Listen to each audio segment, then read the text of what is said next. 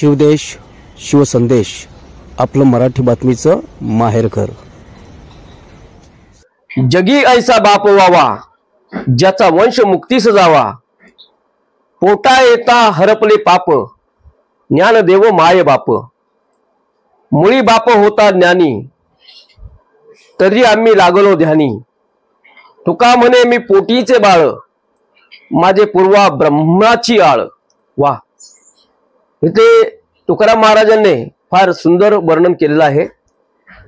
जगात ऐसा बाप व्हावा ज्याचा वंश मुक्तीस जावा, म्हणजे इथे वंश सुधारावा, जी वंशावळ असते मुलाची, बापाची, आजोबांची, पंजोबांची, खापर पंजोबांची, जशी ही वंशावळ असते, ही वंशावळ एक चांगलं कार्य केल्याने वंश मुक्तीस जावा, हा असा इथे परिचय तुकाराम महाराजांनी दिलेला आहे।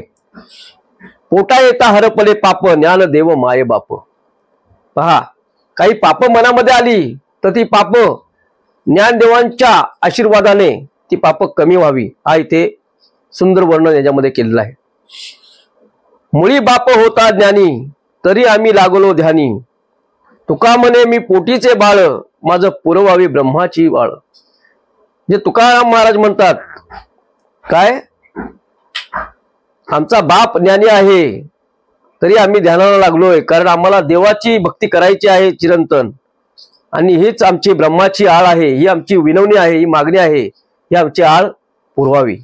फार सुंदर वर्णन इथं तुकाराम महाराजांनी, शिवाजी महाराज, ज्ञानदेव महाराज आणि तुकाराम महाराज ह्या एकत्रित आळंदीतल्या संगतीचं वर्णन, या एक जो एकत्रित येणारा प्रसंग आहे, या प्रसंगाचं सुंदर वर्णन या ओळीमध्ये महाराजांनी केलेलं आहे।